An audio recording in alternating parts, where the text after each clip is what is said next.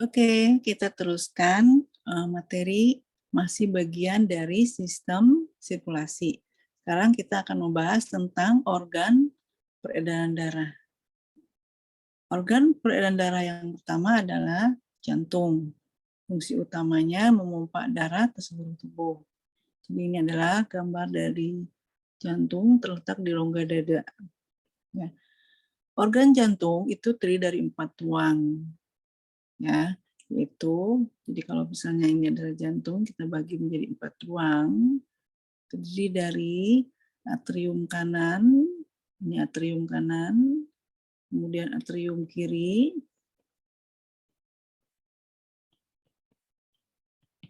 ini adalah ventricle kiri, ya, kemudian ini adalah ventricle kanan.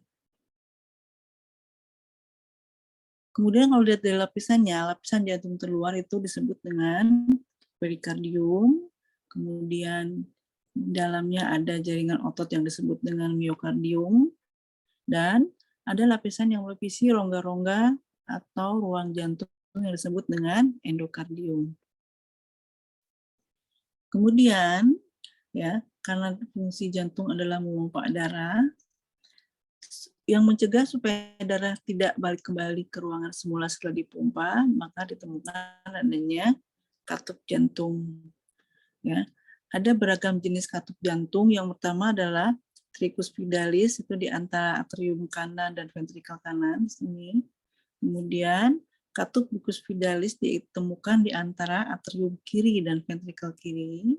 Ya, dan ada lagi katup semilunar yang nantinya akan ditemukan di aorta dan di arteri pulmonalis.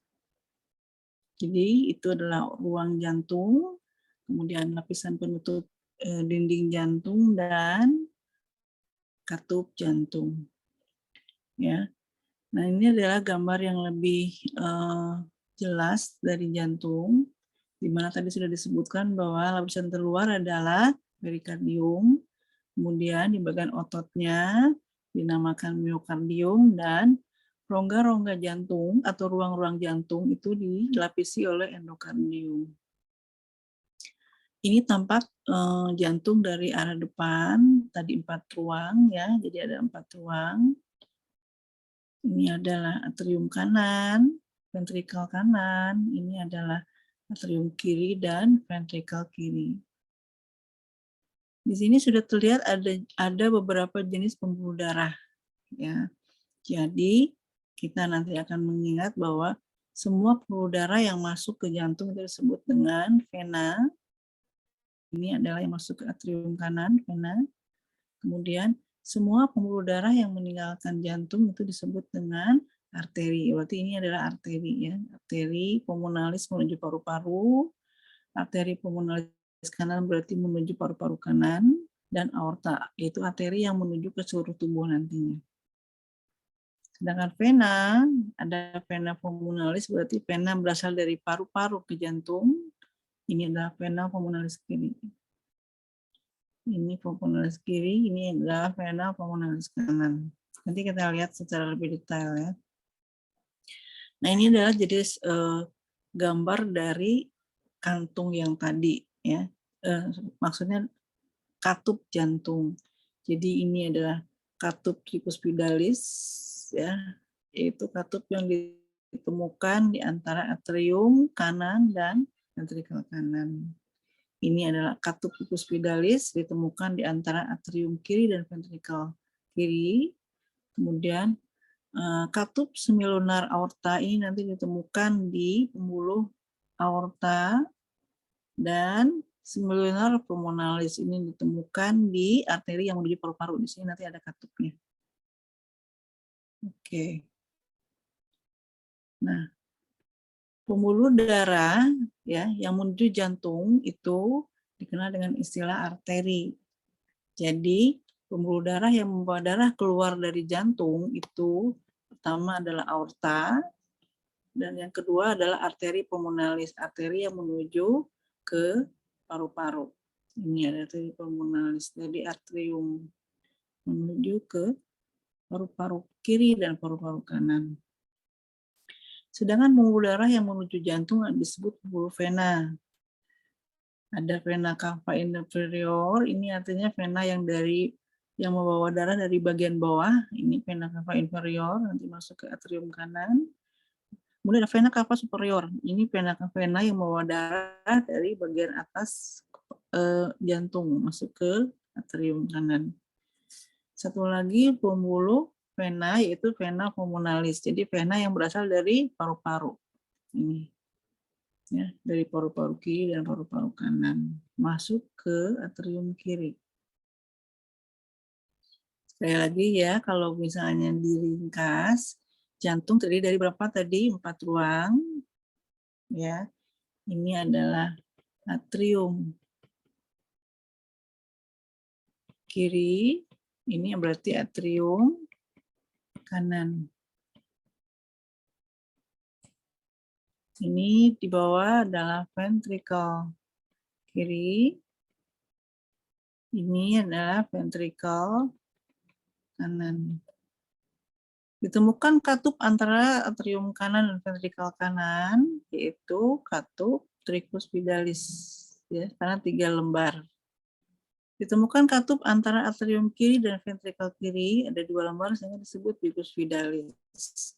2 lagi yang disebut dengan katup semilunar, yaitu katup yang ditemukan 1 ketika darah meninggalkan ventricle kiri ke seluruh tubuh dibawa oleh arteri. Di sini ada katup semilunar aorta.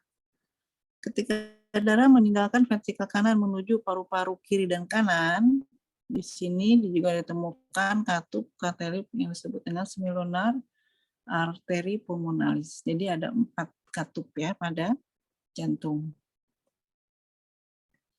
Nah ini tadi sudah dijelaskan ada vena, ada arteri.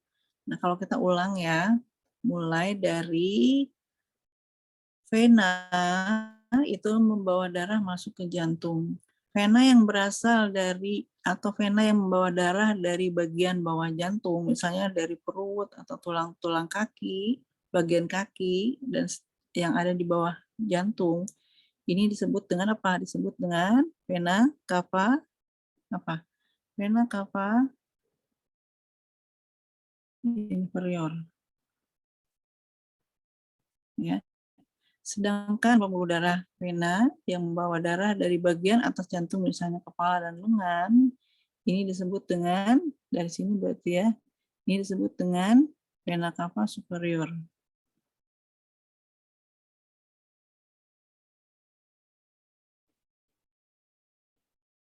Nah, vena cava ini yang membawa darah masuk ke jantung bagian apa? Bagian atrium kanan. Jadi masuk ke sini ya. Nah, dari atrium kanan darah kemudian melewati katup tricuspidalis masuk ke ventricle kanan. Dari sini darah dipompa keluar ya menuju paru-paru, sehingga pembuluh darah yang membawanya disebut dengan arteri karena meninggalkan jantung, karena menuju paru-paru sehingga disebut arteri pulmonalis. Jadi di sini adalah arteri pulmonalis kiri dan arteri pulmonalis kanan.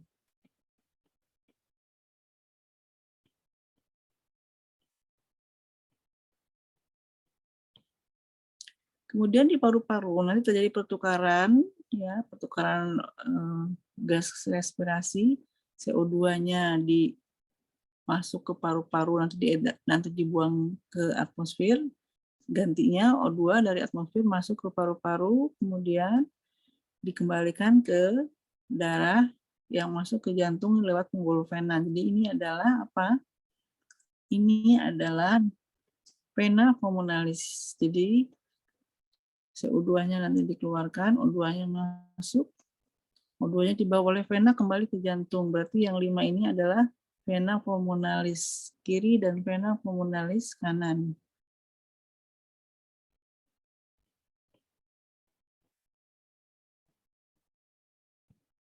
Oke, masuk ke mana? Masuk ke jantung bagian atrium kiri. Dari atrium kiri setelah melewati katup tricuspidalis darah masuk ke ventrikel kiri, kemudian dari ventrikel kiri dipompa ke seluruh tubuh melewati pembuluh aorta besar, ya, arteri atau aorta. Jadi ini ada aorta yang menuju ke bagian atas, ada aorta yang menuju ke bagian bawah. Inilah yang nantinya sampailah darah ke seluruh sel-sel tubuh bagian bawah dan ke bagian atas. Jadi ini adalah aorta atau arteri, ya. Arteri besar atau aorta. Oke, ini penggambaran pengulangan dari penggambaran hubungan antara pembuluh darah dan bagian jantung. Nah, jadi ada berapa jenis pembuluh darah? Ada 3 jenis pembuluh darah. Yang pertama tadi apa? Arteri, yaitu pembuluh darah yang membawa darah meninggalkan jantung, ya. Kemudian ada vena yang berfungsi membawa darah kembali ke jantung. Nah, di sel-sel tubuh atau di jaringan, penghubung antara vena dan arteri ada disebut dengan pembuluh kapiler. Pembuluh ini sangat halus, sangat tipis, sehingga memungkinkan terjadinya pertukaran antara cairan di pembuluh darah dengan cairan sel. Ya. Jadi ini kalau digambarkan, darah yang dibawa oleh arteri itu banyak mengandung oksigen dan zat-zat makanan.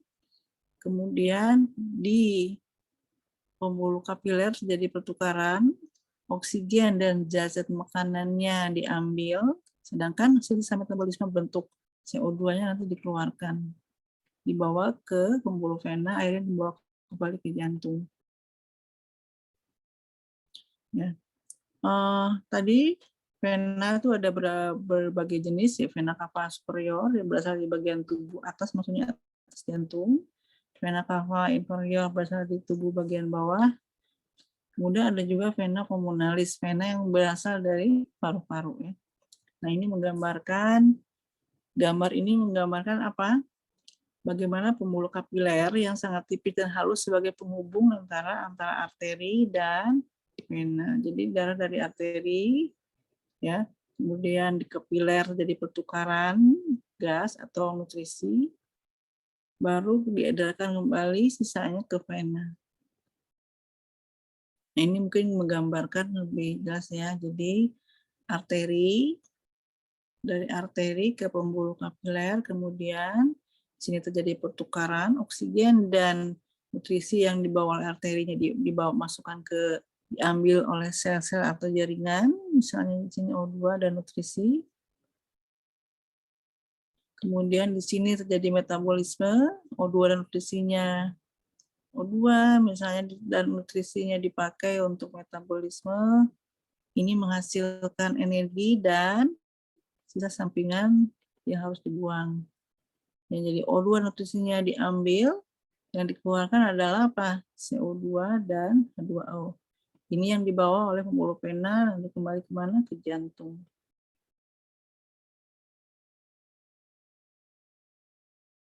Nah, itu tadi menjelaskan tentang proses peredaran darah. Peredaran darah pada manusia tadi sudah dijelaskan adalah jenis peredaran darah tertutup dan peredaran darah ganda. Ya, kenapa disebut ganda? Karena 2 kali melewati jantung.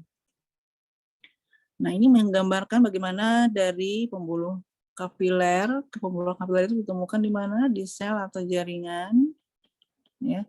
Kemudian kapiler ini berhubungan dengan vena. Vena kembali ke jantung. Di sini terjadi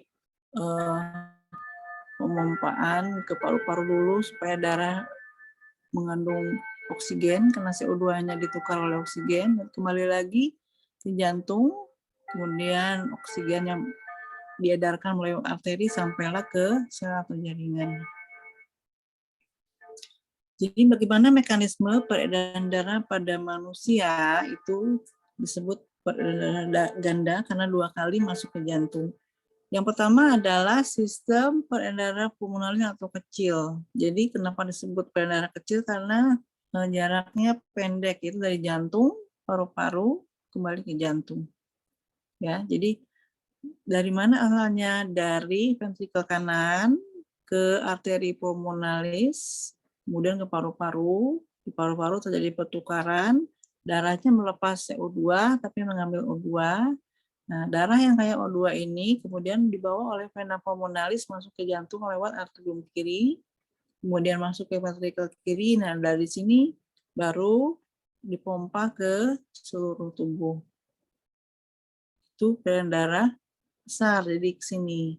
Jadi peredaran darah besar itu ketika ventrikel kirinya kontraksi sehingga darah kayak O2-nya dari ventrikel kiri diedarkan ke seluruh tubuh. Sampailah di sel-sel tubuh yaitu darah yang banyak mengandung O2. Nanti O2-nya dilepas untuk diambil oleh sel darah, sedangkan CO2-nya diambil dari jaringan ke darah. Jadi darah yang kayak CO2 kembali ke jantung lewat vena cava, masuk ke atrium kanan, kemudian ke ventrikel kanan, ya, dan nantinya akan masuk lagi ke peredaran darah pulmonalis atau kecil. Jadi ini satu rangkaian yang terdiri dari sistem peredaran darah kecil dan sistem peredaran darah besar. Ini diagramnya, diagram sistem peredaran darah. Ya, nanti kalian bisa pelajari bagaimana di sini tergambarkan bahwa kapiler itu ada di sel atau jaringan penghubung antara arteri dan vena. Darah yang kayak O2 itu dibawa oleh arteri, kemudian masuk kapiler, diambil O2-nya, kemudian sisa metabolismenya adalah yang dihasilkan oleh sel atau jaringan itu adalah CO2. CO2-nya dikembalikan ke vena, ini yang akan dibawa ke jantung, ya. Kemudian dari jantung nanti ke paru-paru, di sini terjadi pertukaran O2 CO2. Darah dari paru-paru kembali ke jantung yang sudah banyak mengandung O2. Ini nanti diedarkan ke seluruh tubuh yang banyak mengandung O2.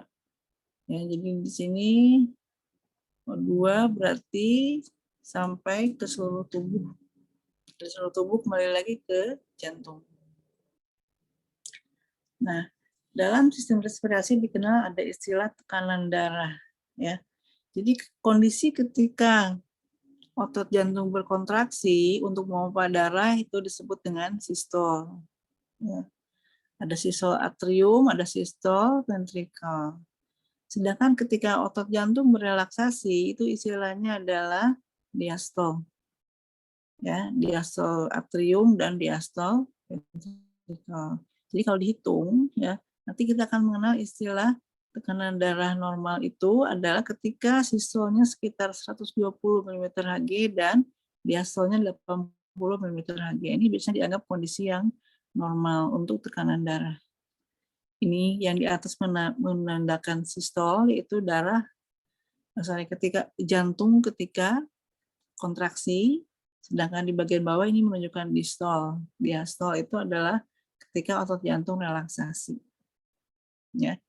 Jadi dalam satu putaran tekanan darah atau denyut jantung itu sekitar 0,8 detik.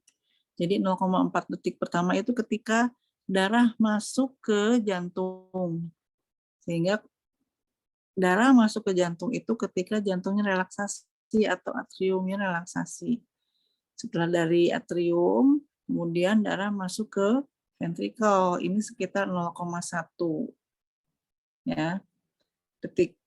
Nah, setelah atrium yang berkontraksi mengalirkan darah ke ventrikel, nah ini kemudian terjadilah apa? Ventrikelnya kontraksi, ini beredar sebagian ke paru-paru dan sekaligus juga ke seluruh tubuh.